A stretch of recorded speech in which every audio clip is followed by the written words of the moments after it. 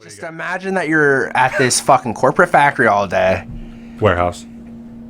And you want to go stand in a small ass box and think to yourself. It just doesn't make any sense. Like, well, dude, I don't know. Okay, so the first thing that comes to mind for me is, again, something we always say is, what fucking timeline is this? And also, do we need comedians anymore? Do we even need we almost don't. We don't need satire anymore. The world that we live in writes the fucking satire on its own. Yeah, it's why a multi-billion-dollar corporation. This guy is set to be a trillionaire within the next few years. Hey, he stepped down. Suck a dick. Well, he stepped down so he could focus on his fucking flying rocket ship. Whatever, and cruise around and his fucking expensive cars and shit. Like, he still owns that bitch. He probably still has the majority shit. But you don't even need to, you can't even write satire anymore. We're at the point in late stage capitalism where, dude, it's like Futurama, right? When you watch that show, you're like, ha ha ha. But now, as life continues to go on, you're like, holy fuck. By the year 3000, if we continue to be a capitalist society, everything in that show is plausible.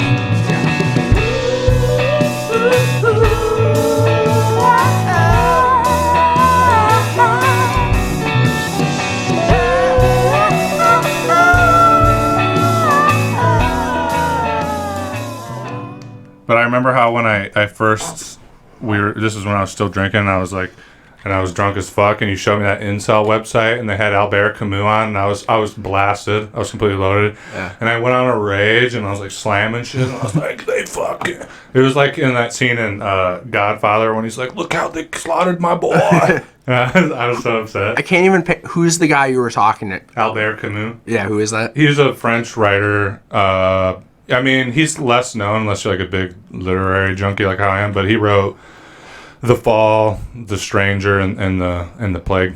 He won the Nobel Prize in Literature in 1954. Huh. Yeah, a lot of people don't know about it, but he's like why would you? Yeah, and then he was killed in a car crash in 56. Might have been a murder. You never know. Dude, his book, The Fall, it fucked me up beyond belief because I feel like I maybe remember this. I think I probably told you about it, but oh no, I'm thinking of The Stranger from Mark Twain.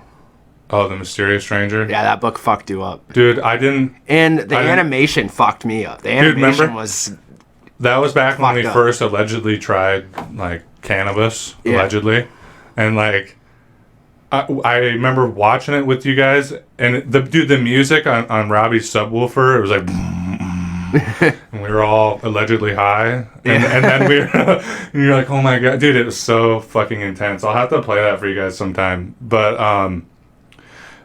yeah, so Albert Camus' The Fall, dude, it's about two guys at a bar, right, in Amsterdam, and it's one guy telling you're the other guy. So it was really different. It had never been done that way before. He's talking to you. You're the guy. It doesn't distinguish. That's interesting. Yeah, it doesn't. That makes me rethink how you could write books. Dude, that's what's so amazing about when you really get into literature and shit, and you learn to realize, you're like, holy fuck, did they just do that with words? You're like, that's but it's all so it doesn't distinguish who that second character is. So presumably it's you. He's telling you his life story, and it goes through this guy. He was a lawyer, telling you his life story, and you meet him several nights in Amsterdam, and through his life story he picks apart the human condition in a way that left me feeling bare and naked. I was I mean, you'd have to read it. It's absolutely insane. I just hear the way you talk about reading books and stuff, and I'm like, oh, I wish I enjoyed such things like you do. Yeah. Your mind works in a different way. I'll read something and I'll be like, oh, that was a decent book. But then you have this artist take, you're viewing the Mona Lisa. Yeah.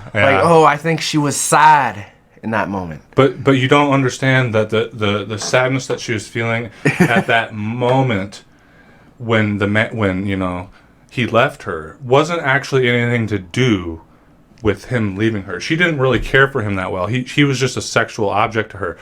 It was her reliving the moment when her father left her. Like that, and about the Mona Lisa, have you heard of there's supposedly the prince of one of the Saudi princes? I think it might have even been the guy who's in charge now, the young one. Is he the reformist? Yeah, the supposed reformist. Which quote unquote he kind of probably is compared to the old guard, but.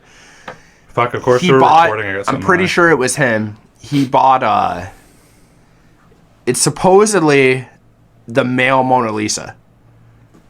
What? Yeah, and they can't prove it, but he would like take it on his yacht. Do you have a picture of it? Is there a picture? Yeah, let me look it up. Because that's kind of interesting. I've never heard of that. But some people say that it's been painted over and like kind of fucked with. Yeah. But the fact that the Saudi, like, one of the higher-ups in the Saudi government bought it for, like, it was, like, a crap ton of money. Yeah. Whereas 20 years before, it was, like, they sold it for, like, maybe $100,000. Because they probably didn't know what it was? Yeah. Huh. Hold on. Dude, the art world, that's a whole fucking thing.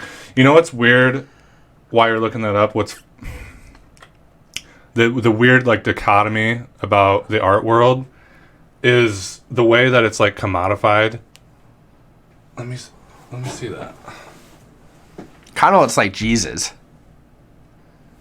but it does look kind of like the Mona Lisa. It does look like that's something he would have painted. Huh.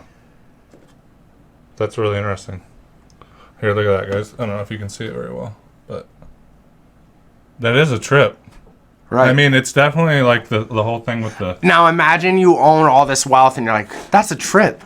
I think I'm going to buy it and put it on my fucking yacht. And like make up a whole story about it, and even though it's not actually that. And the problem is, I think it was Joe Rogan that talked about this and why I first looked into it. Having it on a yacht is bad because the sea salt... Yeah. Like, well, I'd imagine... It. So imagine they don't even give a fuck that much about it. It's just like a... It's like having an epic in WoW. Yeah, yeah. You're like, oh, I have this. Yeah, dude, I imagine, though, he's probably got it in, like, a whole thing. Wouldn't he? I don't know. Protective, like... You would hope so. Dude, have you ever seen that library that it's got, like, it's like the modern-day Library of Alexandria. I don't even know where it's at. I mean, that's hidden beneath the Catholic Church. Well, there's that. But this is a different thing. I don't even know where it's at. It's like a Smithsonian type of place. But it's all like some of the oldest books and manuscripts in the world. And it's like all the shelves, huge, are like encapsulated in glass. That's good. And if there's a fire, because the shit's so valuable and like important to the history of mankind, the reason why it's in glass isn't just to protect it from the elements. It's because the area outside of that glass becomes a vacuum. And so if there's a fire, it instantly sucks out all the air in the room and kills everybody inside instantly. What? In order to put the fire out. Damn. Isn't that a trip? That's pretty... Yeah, but just imagine you're like in there and you're like, it's a normal day and someone inadvertently lights a cigarette or something. So what would happen to you if all the air is sucked out of a room?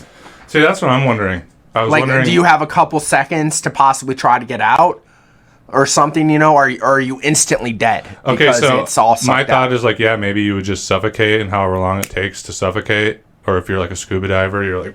Or is it like that one space movie where the guy like slowly drifts off and like, you see his shit like... Well, dude, what I assume happens is because it creates that vacuum, it also would suck all... Right. I don't know, I'm not a fucking scientist, but I assume it would also suck out all the air in your lungs and like collapse your lungs and then you're just like... Yeah. That's what I get from it, too. I don't feel like you would just slowly die because of no air. Just instantly. It seems more intense. Yeah, I just remember reading this like that. Dude, if we ever get on Joe Rogan, somehow... I feel like Joe Rogan would tear us apart. I want to get on him, though, when he's like 60-something or 70-something. He's old and he's like not as much testosterone. Old Johnny Carson right before he's about to retire. Have you seen that meme? Where it's like Joe Rogan is essentially a barbarian Khan that's only recently taken interest in worldly things, and he's like, "Hat man, you tell me why sunrise, but this and that," and then he's like, "Joe has like a year ago." Yeah, I sent it to you, and he's like, Joe trained many nights with bow and sword on horseback, but also want to know why sun rise. You tell now. Dude, I know. It doesn't seem like it would even be that bad, but it is. And you know what I realized? And I'll probably put this part in, but like just edit around, do some weird shit. But what I realized from taking that hiatus and shit was like, it's not even so much, I mean, and this is obvious, but the burnout that you get and the sense of like despair and the redundancy, it's not just like getting up every day and having to go to work 6 days a week or whatever. It's all the other little things too. Like it just piles up.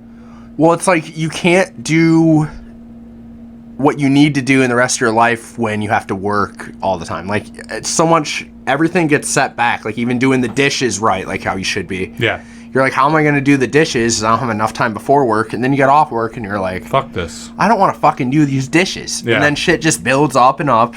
Yeah. And then it comes to the point where you're overwhelmed. Yeah. And then you're like, fuck. And then you just retreat into a video game or a movie. Like I honestly, like 6-hour work days. Dude, it's slightly more wage, people would be more efficient. Dude, it's Johnny, actually, we've probably talked about this on this podcast before, but it's literally proven. It's literally proven that when you have shorter work days, later start times, it's the same with school and shit too. Yeah. And you pay people more, productivity is like way higher. Well, because there's something about 6 hours that feels happy, You're like, oh, 6 hours. Yeah. But when it hits the 6 hour mark and I'm not thinking about it, subconsciously I'm like, I need to leave. Dude, yep. The 8 hours is too much. Dude, it is. And it's not that I'm a lazy piece of shit. Dude, no, but I actually like our job at Target. Like, I love it. Dude, yeah. Human beings aren't supposed to do the same thing over and over and over and over again for 8 hours, dude. And that is why I like my job, because there's like some 6 different things that I potentially am going to do that day, which is good, because at least I'm not standing in one place all day, every day. Yeah, I honestly sometimes miss being a manager for that reason, because I was like problem solving and I was doing shit, but it just makes the pay wasn't. Dude, yeah, it goes by quick. Yeah, and because like you're trying to solve something in hours gone by, you're like, oh, okay. Yeah, but yeah, dude, it's also the thing with the 8 hour day is there's a sense of like despair and exhaustion just knowing you have to be somewhere for 8 hours. Yeah, especially if it's nice out and shit. Especially when, like, for me. And like I stay up super late. Yeah. So if I have to work an early shift, there's no worse feeling than only like going to bed 3 or 4 hours before you have to work. Well, dude, even if you only know you're gonna get 6, you're like, dude, I'm fucking up. Yeah. And it also makes you feel like a shitty person too. Like it's just fucked up. And like, yeah, all the shit adds up. Yeah. Over time, like, and not just the housework. Okay. Your diet starts to get shitty because you're too exhausted to cook. Right, and there's no healthy options really for a reasonable price. Especially around a place like this. At Zameric's, which is like a salad place. Salad noodles. You want a good salad that's filling? It's going to be $22. Yeah, it's like... Yeah, and then there's the other things. Like, oh, you got some parking tickets. Oh, you got to pay your car registration. Oh, I got to go pay this bill. I got to remember to pay my credit card. I got to do the yard work. The dead hooker in the basement is starting to rot, and you got to figure that out. Yeah, and it's like the neighbors are going to notice now. And I have to stay, again, then you're up late again because now you got to wrap this bitch up in the tarp and fucking spray her with Febreze and get her out to your SUV without anybody seeing. And you already know the old bitch across the street has been watching you because she's suspicious. Because you have people coming to buy. It's fucking ridiculous. Yeah, you have people here all the time to buy crack and shit. And she knows, but she can't prove it. And she's too fucking, old to figure out how to do, like, make a video of somebody buying crack. So, she's watching and she's going to notice the body in the tarp. Right. And that's going to be the thing. I mean, so then you got to go buy the fucking saw. Yeah. And that's a whole fucking thing. And, yeah. And then that's money. And so, you got to work more and you got to buy. It's a lot. And, yeah. So, anyway, all this shit just kind of piles up, dude. And again, guys, so that's why we haven't done a video in a while. A lot of life transitions and just burnout, dude. I went actually and lived in the woods for a couple months. I didn't know if you really wanted to talk about that or not. So and then I went and lived on a Amish sort of place, and they taught me how to like grow their style of beard. Yeah. And I think I'm doing pretty well. I thought you were just no life neck beard, and it just kind of sort of happened. No, I cut it this way. Oh. So I make sure the mustache is thin and barely visible. Yeah. And then I like it to be around the neck and then grow down. It's very much the Amish sort of way. Yeah. And I don't agree with the Amish and how they live their life. I like society. But they have a point with the beard. I like the beard. It is becoming. You know, sometimes, Johnny, I see you, and I don't know if it's some inherent racism that I have towards Irish people, but randomly I'll see your face and the way that you are, and I'm like, this Irish fuck. Like, I just literally, I'll feel a pang of, like, this Irish fuck. And it's not even rage, it's just like, I'll contempt, that's the word I'm looking for. What's funny to me is that anyone who appears Irish... Yeah. They are more quick to anger. Like, there is something to that. It's in the DNA. I know. I dated an Irish woman for fucking 4 years. Well, I also get it because they were fucked over by an empire for however long. And they still are. Right. To a degree. You know what's funny with the IRA is there was like... They reached a conclusion. You know how they were like the terrorists... Freedom fighters is the word I'd prefer to use, right? But the whole thing forever, for however long. There's finally a ceasefire, and they had to turn in all their weapons, but they, like, never did. They turned in some. Well, they still exist, Those right? weapons, yeah. Those weapons are just there somewhere. And they're just, like, waiting. Because, dude, and I'm a dunce with the shit. I don't know as much of it as I should, but there's, like, Northern Ireland. And somebody can correct me in the comment section, but Northern Ireland's like the British colony pretty much there. And then that's the rest of it. And dude, there's a little Easter egg in Star Trek Next Gen. You know, because they'll randomly have history things that come up because it's 2300. And they're like, after the Data, the android guy's like, after the Irish reunification of 2154. And when I heard that, I was like, oh, it happened. So I have a question for you. Huh. The IRA, was it truly a natural, like, people's thing, or was it possibly funded by, say, Russia? Not to be a Russian... Yeah, just an example. But was it possible that a foreign government was funding it to try to take on the British Empire from that angle? Well, yeah. That's how any revolution is ever. Like, because American Revolution, for instance, France and Britain... not friends. Shut up. And the only reason we won That's not true. The only reason we won that revolution was because the French gave us a fuck ton of guns and money. And the secret wealthy elite who want it. Yeah, they bankrolled it, obviously. Exactly. So this is all... It's the same thing with the IRA and shit like that. I mean, somebody was... Those were poor people. Right, and how they suddenly were getting fucking ammunition to do things. I mean, dude, honestly, the height of that was right around during the Cold War. So, yeah, it probably was actually Russia. Right. I know. I was just thinking, I was like, how are these people suddenly taking on... And, dude, the British Empire, which at that time is... I mean, dude, honestly, the British Empire is still incredibly powerful. I gotta say this. Joe Rogan, who I love his podcast. He's an inspiration to us all, right?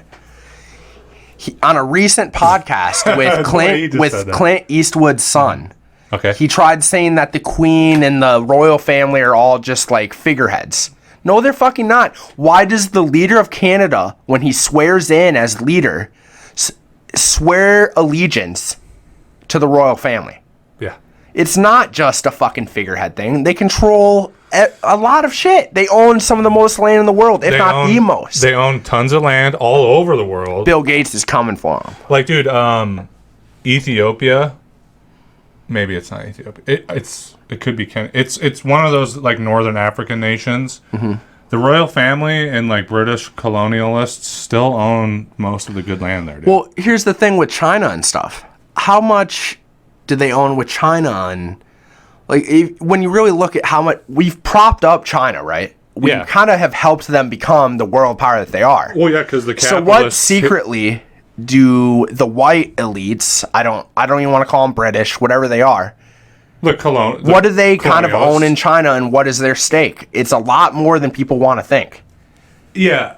Well, yeah, this is such a complex. There's so many layers here, and I'm not as well versed as I should be, to be honest. But there's a global elite of capitalists, and they have holdings everywhere. They're beholden to no nation anywhere. And the only thing that makes China a little bit different, the who? Illuminati. The Illuminati, the Illuminati. Yeah. Dude, you ever listen to Tupac? I mean, dude, and casually in almost every one of his songs, he's like Illuminati. Really? Dude, yeah, dude. That's why. And then he was shot and murdered. That's why they killed him, bro. Yeah. No, but the only thing that makes China different when compared to like other nations that are exploited by capitalists is China has such a strong central communist party, and they have a set plan, and they actually achieve their plans. They have like recently they just achieved I'm so terrible at this. There's like there's like the 5 guarantees and the 2 promises that like the Communist Party, which is like elite. That is like the Chinese communist version of FDR. Yeah, dude, it was like so. We promise you 2 things. Yeah, dude, exactly. So there's like the 5 guarantee. It was the 5 guarantees and the 3 promises or something like that, and they recently like achieved that for pretty much everybody in China. But yeah, the reason why the capitalists and dude, I was actually somewhat conversing with a citizen of the People's Republic of China, and he does talk about how so they have sort of a system where there's like the Communist Party, and then there's like the Commons kind of, which is like representatives of people. Mm-hmm. And he is like, you know, compared to past decades, and this guy's like 50, he's like, compared to past decades, there are more billionaires and capitalist people in the House of Commons, I guess was what we But don't they also, like, if for some reason you piss them off, they'll strip you of your wealth and throw you in a prison? They just recently executed a series of people for, like, bribery. So, like, they have this strong communist party that doesn't allow the capitalist class there to gain too much power. And the capitalist class, like, if you're a Chinese billionaire, you're taxed an exorbitant amount. So, I mean, it is different compared to other systems. Dude, it's weird. They just have managed to find... And I'm sure they've merged communism and capitalism. Yeah. You've probably seen that image of, like, it's like the Sickle and Hammer banner, and then, like, on the LED, like, advertising screen, it's like Rolex. And it's like, you're like, what the fuck Twilight Zone have we come into here? You know what I'm saying?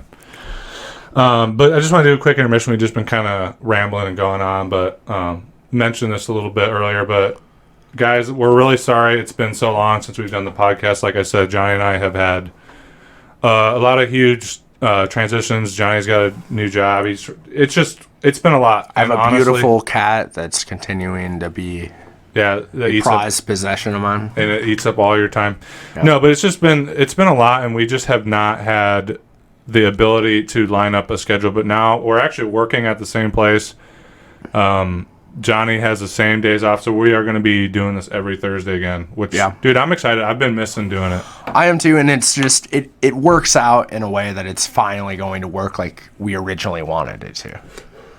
Yeah, we had all the issues like when you were living here, and my dad being a fuckhead, and yeah, just man, a lot of life has happened in between now and then. Like, fucking look at us. I have a ponytail. My deals with the Amish, I didn't think I was going to come back. They almost sucked me in. Yeah. Did you do Rumspringa or whatever, and then you're like, oh, yeah? I like it in society, or what happened? The problem with me is the rituals that they do. Like, you always have to put your right boot on first. What? And tie it. And then the left boot on, leave it untied for 2 minutes, and then tie that left boot. What the fuck is that? I don't know, but I did it, and I still do it to this day. And it just stuck with you, huh? Yep. Dude, what are the Mennonites? Do you know? They're essentially traitors to the entire organization, the entire mindset. They try to act like the Amish, but they drive cars and they use technology. Okay. They're sacks of shit. Dude, pretty much that's what they are. Though, I wonder, like, they just were like, this level of technology is where God wanted us to be.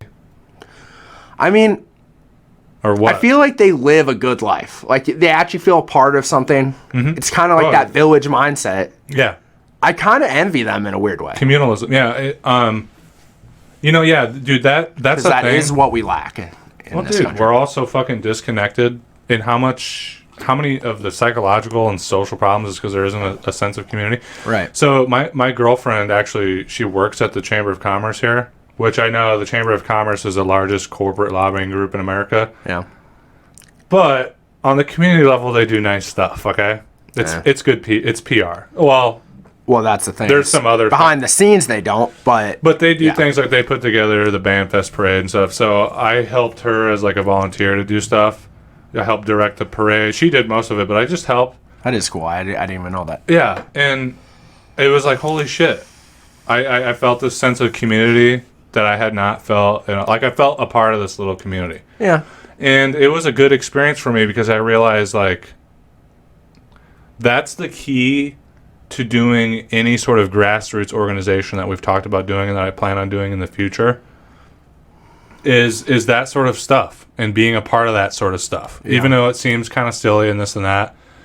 But that's how you build power, and people look at you in the community in a way like, oh, the Worker Solidarity Front, they do good work with this and that, you know? And it was, I don't know, it was wholesome content, man. That whole day was wholesome content. I will say this, and it's nothing negative about what you just said or anything. So North Iowa Rant and Rave, which is our local like group on Facebook about essentially bitching about local problems. There's a lot of Karens. Yeah. So someone made a point that they weren't handing out candy during the parade this year because of COVID. Sure. And there were so many, literally Karens saying, I'm so glad because I'm sick of seeing the kids in front of us blocking the parade. And it disgusted me. The parade is mostly for kids. Yeah, like man. if you're seriously there at 40 years old, being like, wow, to see a float with the fucking paper mache fucking float, like Hillary Clinton at the fucking literally, and that's what I imagine. Yeah, it's like really, you're pissed that little kids are having fun and wanting to go grab candy. Yeah, dude, people, you know, I'll quote Bukowski every time something like this comes up in a conversation. I'll quote Bukowski. The problem with these people is they've never been bombed. Right. It's literally, they don't know what actual problems are, especially white, middle-class people. They don't know what problems are. The worst problem that could ever happen to them is that they go bankrupt and their marriage breaks apart. But because they're white, middle-class, and educated, they just can start over, actually. Right. And that's not to say that that's not challenging and hard, but they'll get back there, generally speaking. Compared to any other group in the United States, they have a better chance of getting back there. They don't know what it's like to have fucking problems. Like, Karl Marx, he talked about, obviously, when you hear about Karl Marx, you hear about, like, the class struggle and proletariats and all the problems proletariats have, alienation from work, blah, blah, blah. But one of the things that doesn't get discussed as much is he also really delved into the problems that exist within the bourgeoisie. And it's funny, like, how relevant they are today. Like, commodity fetishism. Like, these people, he talked about how these people have no personality and no beliefs or anything because they just money and things and new stuff and big cars or more horses or whatever the fuck it was back then. And he talks about how the majority of people that are in the bourgeoisie, which is, you know, the upper middle class, are in loveless marriages. And it's not it's not about love. See it every day, like 100%. But what's weird is they are, you know, they don't get it. They don't understand it. They think this is just what life is. I know. And they're like, they think that marriage is just essentially a business partnership, but they don't, but they still have like weird things where they'll make like social media posts. I just sometimes question if these people are even actually like people, man. Dude. And it's not all of them. I've talked with my girlfriend. Uh-huh. And this isn't like something we believe necessarily. It's just something, you know, you talk about. Sure. They're aliens? No. Could they be that? It's like there's only a few of us who are real people and everyone else is like AI. Oh, yeah. Dude, it feels like that sometimes. Bro, man, I've said this before so many times to you, but you really need to learn or read Kurt Vonnegut, dude. You will like it. I need to just read. I want to read so badly, and like I love it when I do it, but it's like I want to lift weights, dude. too. If I give you a Kurt Vonnegut book and I pay you $50 if you read the whole thing, will you read it? Of course. Because, dude, why don't you read him? Because, dude, it's not like the other stuff that I've read and have told you about, like Hemingway or Camus. That stuff, I think you would appreciate it if you. I think I'd like Hemingway. I don't know about Camus, though. Who the fuck is Camus? Albert Camus. Oh, okay. Yeah. Something about the first name. It's Albert Camus, anglicized, but he's French. Yeah, there's something about just hearing Camus. I was like, what the fuck? But anyway, you would like that stuff if you were like inclined into it, you know? But Vonnegut, you would like no bar. Like, I mean, you've shown me stuff, and I'm like, damn, that guy's fucking epic. The one that I was going to talk about is The Breakfast of Champions. Dude, it's about a car salesman that's fucking, like, going legit insane. Yeah. Okay, and it also follows Kilgore Trout, who is... What's with these names? Dude, I don't know. Imagine naming your kid Kilgore. Okay, but Kilgore Trout is Kurt Vonnegut's... That's him in his books. He's in all of his books. And Kilgore Trout's, like, a loser, like... lanky, crazy science fiction writer that's like failed, that writes just weird ass stories that nobody reads. In fact, they end up most of the time in porno magazines because it's the only people that buy it. And it's him satirizing himself, right? So it's got Kilgore Trout and this car salesman that's losing his fucking mind. But the whole book is actually Kurt Vonnegut writing it, the world, and it's not real. And he's also present with these characters, and he like meets them later on. That's like too much for me, dude. It's fucked up. And he like meets Kilgore Trout, and he's like, "I wrote you." He's like, "You're all a part of my imagination." What the fuck? And Kilgore Trout's like, "Holy fuck!" And then like, dude, it's just completely wild. And the reason why this car salesman's going crazy is because he read Kilgore Trout's book about what you just said. How the only person that's real is the person reading this book, and everyone else is just robot artificial intelligence that's like creating a simulation for you. And so this guy's just going fucking nuts, like thinking this is that might be the reality, dude. So it's I don't even know how we got on that subject, but you should read it, man. I'll have to get you that book, man. It fucks me up. I'd read that. And the shit that he says is so weird. He calls mirrors like leaks. Because they're like leaks from another universe. They're like portals and shit. What the fuck? And there's this scene where you learn why it's called Breakfast of Champions. And it's just because that's what a martini is. And Kurt Vonnegut is in his book having a martini and smoking a cigarette while wearing mirrored sunglasses. And he's like watching the fucking whole climax of the story come apart, where that crazy car salesman sees Kilgore Trout and then like tries to fucking murder him, and this whole hectic shit happens, and he's just like, I made all this. And this waitress comes up to him and gives him a martini, and he's like, oh, the Breakfast of Champions. He's like, did you know that I wrote you and I made all this happen? And dude, it's wild. So actually, the first story I wanted to touch on here is, everyone's probably already seen this by now, but Amazon says sad workers can shut themselves in despair closet. Do you have any thoughts on that, Johnny? My first thought. So imagine. Go ahead. Just imagine that you're at this fucking corporate factory all day. Warehouse. And you want to go stand in a small ass box and think to yourself.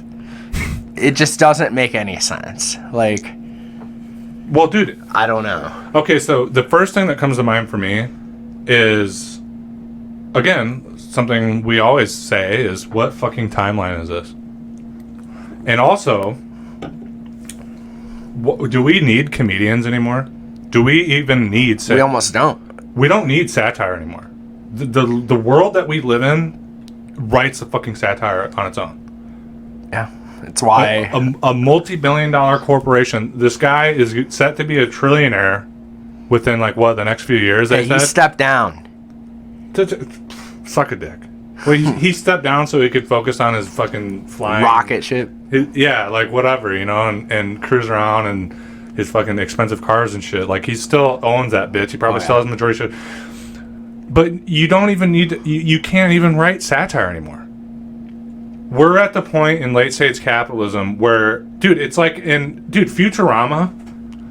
right? When you watch that show, you're like, ha ha ha.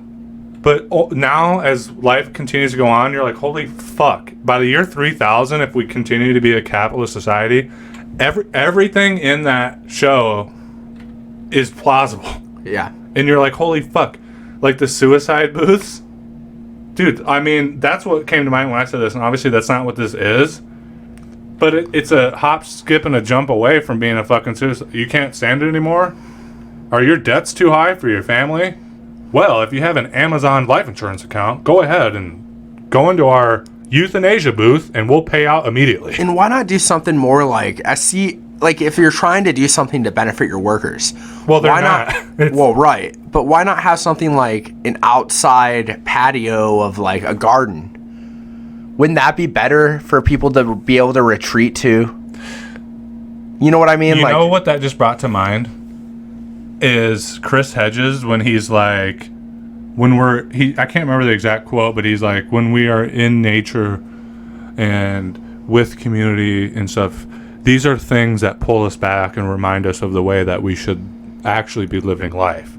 Oh, and that's a good point. So don't do that. So he's like, by necessity, capitalism has to destroy those things. Right. So no. God, that just is depressing. It's no wonder they wouldn't do something like that. So here's a box with some mindfulness videos where you can look at nature through a screen. Or have you seen, dude, the shit we're living in is so fucking dystopic that Orwell couldn't even write. Dude, and it's like we don't think we're there yet. Aldous Huxley. No, it's like we think it's coming, but we're there. I had an idea for a book I would love to write, like a short novelette, but I just don't have it. It's not hashed out enough in my head where it's painting this whole dystopic future, but it's actually just now. But like the lens of the character in the way it's written makes you think it's the future, but then somehow at the end I tie it all together where it's just 2025. That's smart. Yeah, I just don't know. It's a very loose concept. Don't steal it, please.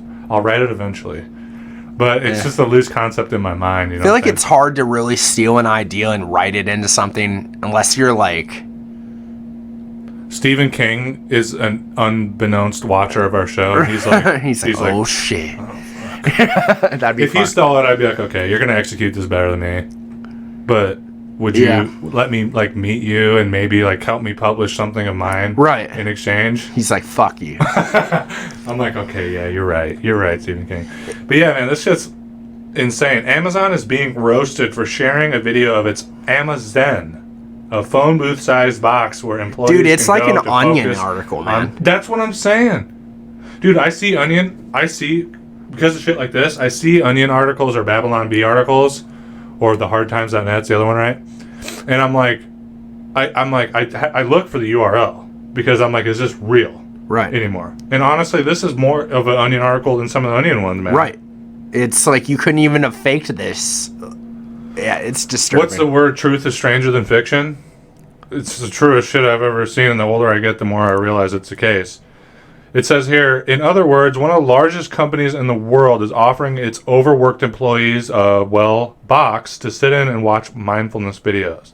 It's an out-of-touch move for a company that already has a poor track record of squeezing every last drop of productivity out of its countless warehouse workers and offering very little in return. Says, and that's not to mention Amazon's track record of aggressively campaigning against worker unionization. Well, and what gets to me, like you've heard of them wearing like diapers and shit. Dude, people are moving around all day. They need to drink water. If they need to fucking go pee, there should be bathrooms set up all over that they can quickly go pee. Yeah. You know what I mean? Like, yeah, even what are you trying to do? You're trying to deny people basic human rights. Dude, they literally want us to just be automatons. Dude, we've come full circle. Dude, medieval peasants worked less than we do by far. Obviously, they had a less... Well, you could also whip your dick out and fucking go pee, and there wasn't like these charges of fucking... That's great. It's necessary salts for the plants. Right. Yeah, dude.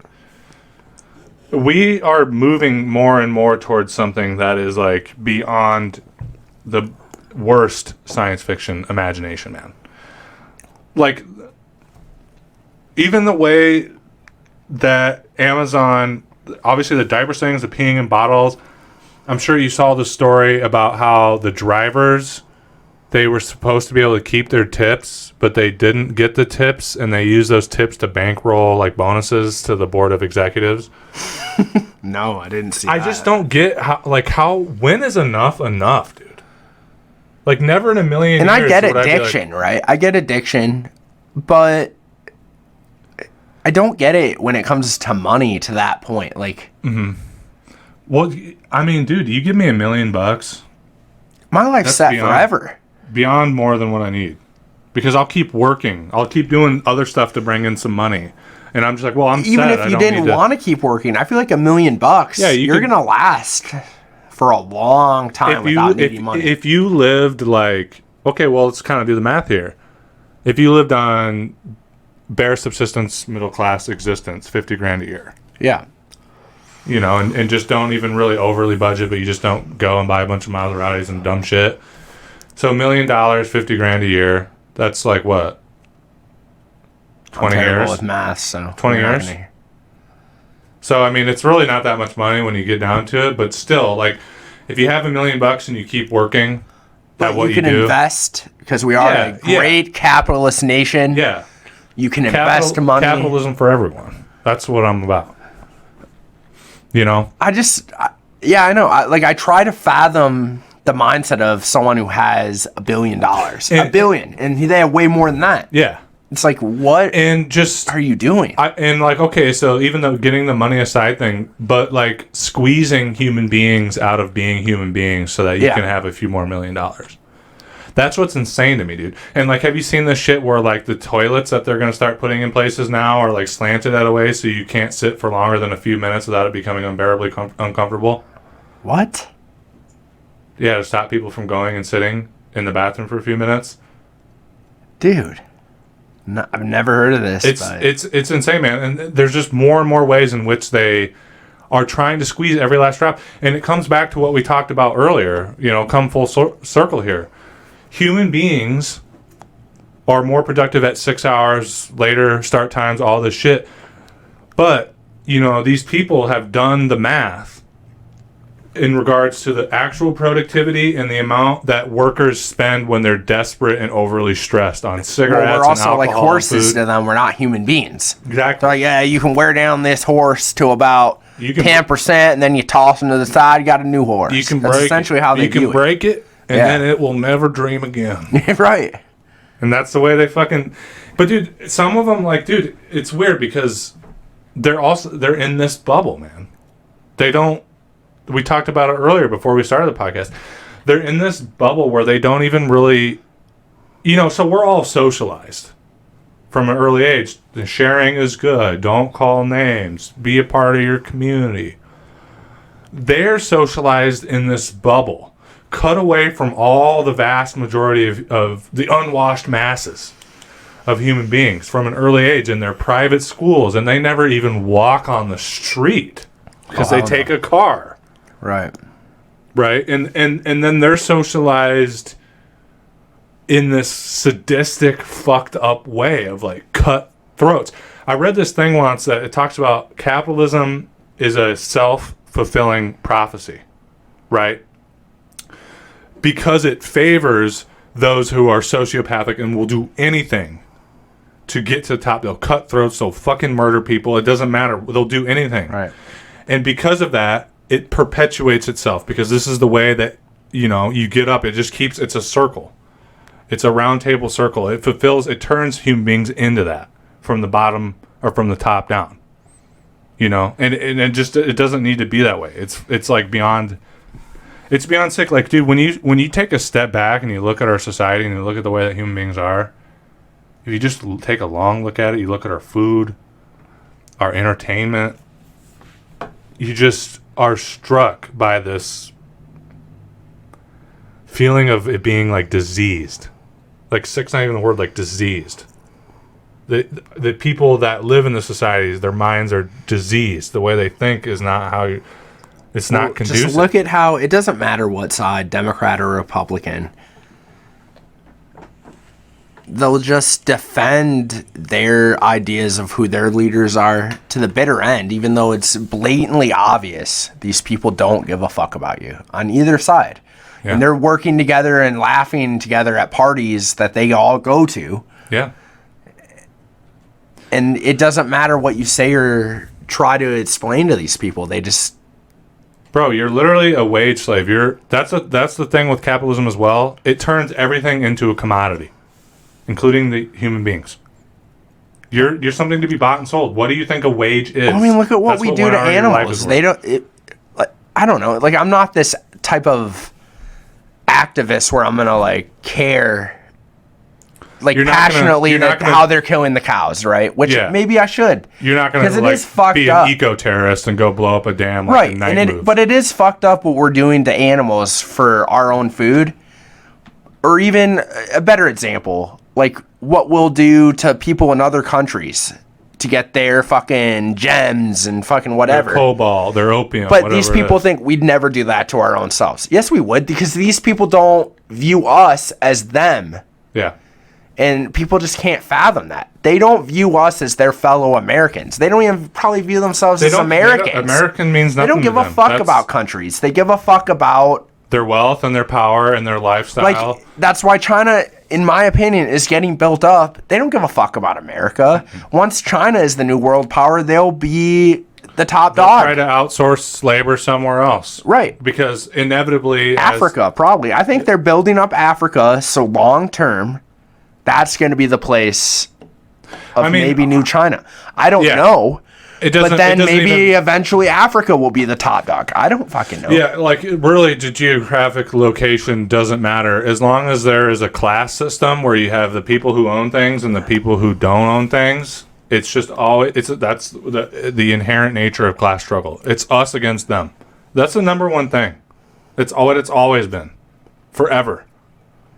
When your ancestors were peasants versus the feudal landowner. Well, I just imagine all those people who defended the king. Yeah, like how dare you? There was tons, right? And it was the same in Soviet Russia. You had the White Army that was pro-czarist. Like what? And I could get like maybe not being gung ho about communism or whatever back then. Well, and you're afraid of change. I get that. Like you don't want, and I don't either. I don't want a violent uprising where everything goes to shit. You know, I don't want that either. Not a good time to be alive. It's not a good time. But is it needed? Maybe, probably. These things come to a head. It's never fun to be the one involved with the major change that needs to happen. Lord of the Rings, bro. The quote of Gandalf, he's like, when I think it's Mary is like, somebody in there is like, I wish I had never lived to see these times. And he's like, so do all who live to see such times. But that is not for us to decide. It is only for us to decide what to do with the time we have. Man. And it's a way more epic quote than it probably should be. It's the truest thing ever. And what I'm trying to say... why it's so brilliant is what we should do with our time is eat the rich. Well, and this is where we can tie in aliens to this discussion. We literally have on corporate media, it's being told to us that there's these objects that come from the ocean or dive into the ocean and then shoot up into space. Yeah. And it's not some random weirdo saying this. It's respected military people. Like, people who, they don't want to be saying this either. Like, they're losing credibility in their own group of people. Yeah. And nobody really cares. We're just, like, moving on because we don't even believe our government at this point that it's real. Like, I think most people think it's some sort of psyop to fuck with us more. Yeah. And that's how little credibility our leaders have. And that's not good either, because maybe they are trying to show us something and we don't even believe them now. It just makes me think how fucked we are. What's that old adage of, the boy who cried wolf, man? Because if you would have done this in the 50s, there'd be people in the streets. Yeah. But now it's just and it's also a sign of how fucked up shit is everywhere, all around, in every single way, and how busy and overworked and we don't have time to think about the ones. You're like, oh, well, if they come, that's, maybe I can have sex with it. That's cool. You know what I'm saying? Like, yeah, it's... And that's where we're at, man. Nobody gives a fuck about anything anymore because there's too much to give a fuck about, and you're exhausted, you know? And one of the things that always gets me coming back to being overworked and shit, man, is like, dude, I want to talk to you. I want to talk to my friends. I want to hang out with my friends. I don't have the fucking time. I don't have the time or energy at all. I mean, dude, I barely have the time or energy to fucking crawl to do out anything. of bed. Like, to even play a video game, and it's just... Dude, yeah, there's days... I've recently gotten back into World of Warcraft because I need to have something for myself that brings me some joy instead of just... I love doing this, but, like, I need more balance. I mean, there's no joy and there's times in where I'm, like, realizing how exhausted. fucked we are. There's little... Like, honestly, it's the opposite of joy. It's sad. Well, and this is why people do everything in their ability to avoid the reality. You know, it's exhausting. I don't fucking blame people. I recently did a post where it was like a thing of one of the guys from Friends, the handsome one, right? Where he's like, when class consciousness begins, and he's like, and then it's like, and then when you realize that you now have to spend your entire life understanding how everything works and trying to get other people to see it as well, and he's like this, Yeah. you know.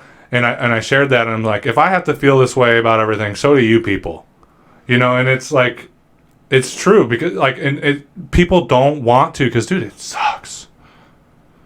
It fucking sucks. It's miserable. Nothing has any joy anymore because you see how they're marketing to you, and all, you know. But it just wasn't always this way. Like, I feel like there used to be an understanding that we are the government. What do you mean? Like, the people are the government. Oh, like we're supposed to be. Yeah. Like, they represent us. Yeah. It's not that far-fetched to think, because that's what it actually is. Yeah. Or should be, right? But now it's like we've accepted we're just ruled by elites, and it is what it is. It's not a democracy. That's not how it should. We should be rising up in big ways, and I don't know. I just don't understand how people have accepted it. I don't either, man. They don't even. I mean, dude. Well, that's most of all of human history is just, oh, this is the way it is, Todd. Well, no, because I do think we're adaptable to anything, so it becomes this thing where it's like, I think the masks and shit were a good example of that. I mean, I like the mask now. Dude, I didn't get sick. No, And, I haven't gotten sick at all. You know what I am going to do now is, like, when I'm feeling under the weather, to keep other people from getting sick, I'm going to wear a mask. Well, or if and it's it's what cold they've season done in general, like Japan and dude, China. they do it everywhere. I They get do it. it in Europe. And there's are- also that added benefit of you see someone at the store and they have a mask on potentially. Yeah. And then you have one, you're like, oh. So you walk by them, and if they do know it's you, you're like, oh, I didn't realize it was you. You had a mask on. Meanwhile, you're like, I thought maybe it was, but yeah, I've done that so much this year. Yeah, And dude, I like it. I walk around constantly in my thoughts. I realize, dude, one of the reasons why I'm so exhausted, dude, one of the reasons why some people can work as much as they do and raise their kids and like just have ceaseless amounts of energy. Sometimes I feel like I'm lazy or that I'm like sick and dying or something. No, not that, but you know, I know what you're I just saying. am real low energy. Yeah. Compared to other people, even older people. And I realized recently, well, it's because I'm not just doing all the shit they're doing. I'm up here. I'm thinking. I'm learning. I'm taking in information. I'm writing a story in my head. They're not realizing I'm expending energy how that fucked way. everything is. No, they don't. When it's you a realize burden. how fucked everything is, everything feels like a waste of time. Yeah, Because it's like there's that nothing as well. really matters to you. There is that as well. Like, it's all for someone else's benefit. It's a burden, man, and it sucks to have to bear it. But if enough people bear it and put the work in, it doesn't have to be this way. It doesn't. It doesn't, dude. And we're such a passionate nation about fuck the government, fuck being told what to do. And the patriots. So many people fall in line with it.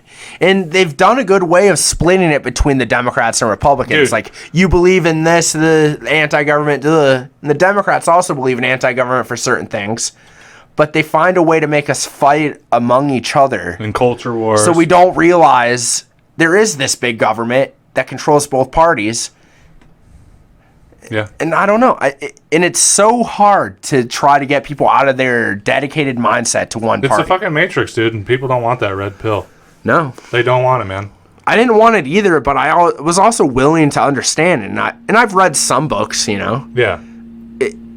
And you read other things, and you take in perspectives. I'm just able to realize it's so obvious we're being fucked. And I don't know how people... Well, dude, And some of us are kind of like born with it to a degree. Like I've always just had this general vague feeling of like, same. Why does my grandma work 60 hours a week, but she can't afford to go to the dentist? See, and I was never like that. You know but what I've I'm always saying? Like, kind of thought the same way. Like, why are we doing? It just never made sense to me, and I was like, this just doesn't have to be like this, man. If you look at all the wealth that these people have and the amazing things we're able to do with just a little bit of democracy in the workplace and a little bit of oversight within our systems of government and in the building of a new system, we can live in a world where nobody has to want for anything. I mean, everybody on this planet can at least have a 2-bedroom apartment and good food and decent clothing and medicine and education. There's no reason. This is why I'm so passionate about the Amish movement, because they believe this too.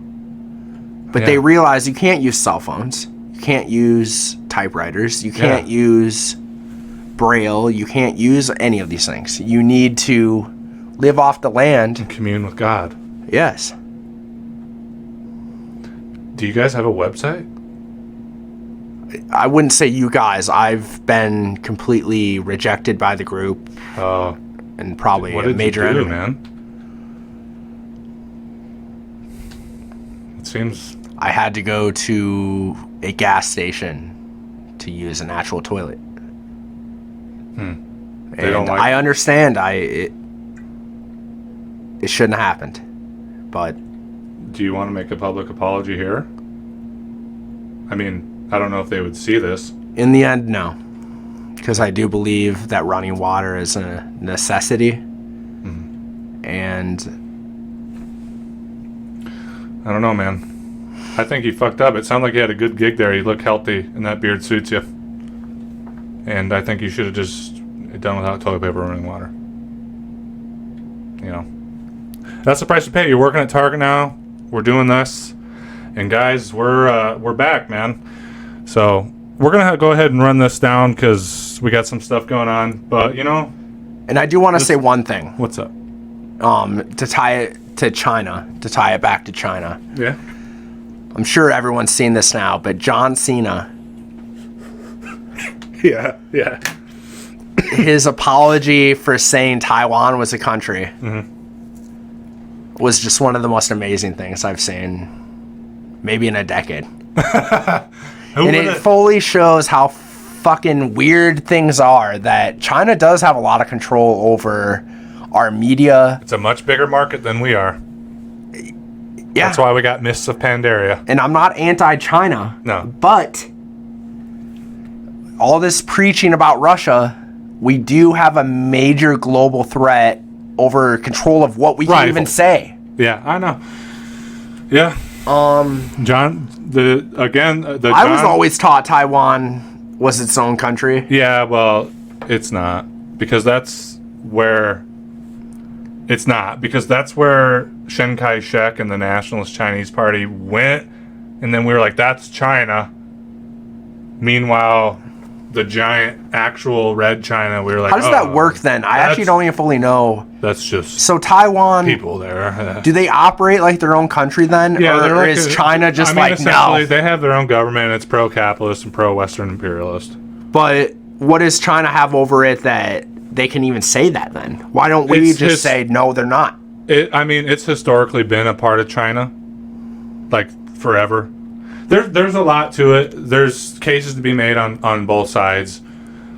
But historically it has always been a part of China, but ever since the Chinese Civil War after World War II with Mao Zedong and the Nationalist Party, Chiang Kai-shek, and he went there and made a provisional government that was propped up by the United States. It's just a huge point of contention. And there's people in Taiwan that would like to be part of mainland, and there's people in Taiwan that would prefer to be autonomous. What percentage do you think is more pro-China? I couldn't tell you, but I will say the capitalists and the bourgeoisie and the rich people in Taiwan definitely want Taiwan to be Taiwan. You know what I'm saying? And the whole thing that happened in Hong Kong, the more I've looked into it, the more that it looks like the pro-democracy movement was just like reactionaries stirred up by the rich people and the landlords there. But and what's up? Their way of protesting needs to be examined and used by us. Yes, exactly. But now that China has done that crackdown and rounded up all those like leaders and stuff, and I'm not gonna swing one way or another. I don't really know enough, guys. You have more information for me. You guys were dropping comments about it somewhat recently on a video I did some time back, and I appreciated that. Kind of opened my eyes. But now that China's kind of cracked down, they're now examining like the landlord-tenant relationships and trying to get universal health care going there and things like that. So makes you wonder. Anyway, guys, we're going to go ahead and round this off. I'm sorry if it wasn't the best episode. I think we did all right. We're a little bit rusty. But, man, it feels glad to be back. We are going to be recording every fucking Thursday. We've been amping up for this. And it's encouraging for me, man. It just helps me want to do my own solo videos more and stuff. I just got so burnt out. It started to feel like work, and I don't want it to feel that way. So right, and it's just... I don't know. I've missed it, but I haven't... It's a good chance for us to hang out, too. When we never have the same days available, it's like, fuck. What are you going to do? And it's just better that we've now made it so, like, we literally do have the same days off. Yep. I'm excited, dude. And we've learned a lot over the last several months and have done a lot of self-reflection and have more perspectives. We've changed a lot. And I think the show's going to be better. And I'm glad for that. Sometimes you got to take a step back. I'm still hoping, though, that there's a new platform to come out that can compete with YouTube. Free speech. Rockfin is growing.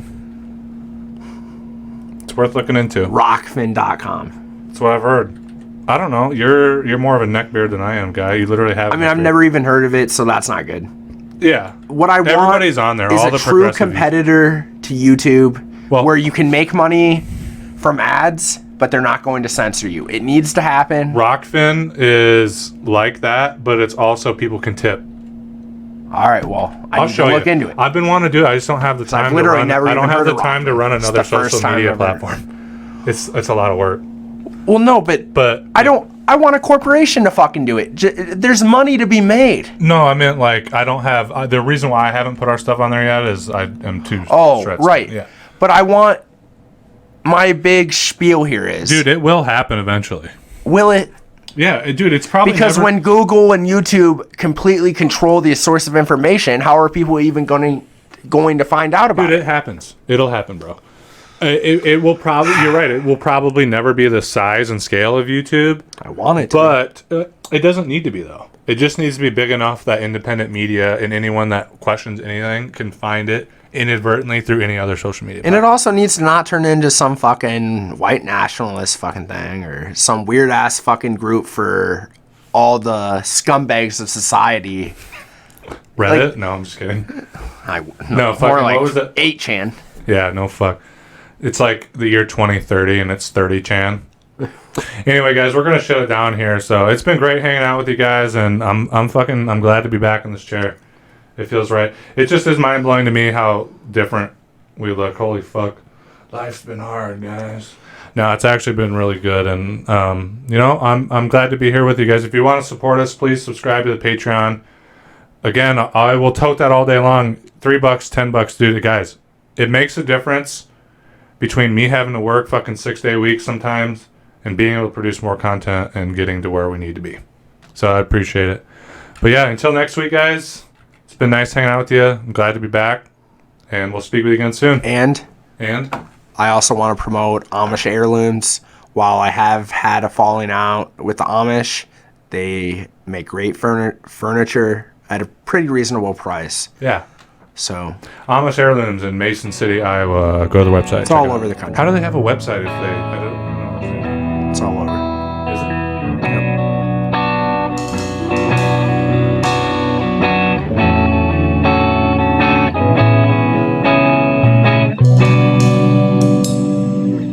Stars will line up, I'm taking the divine to spend a little time with my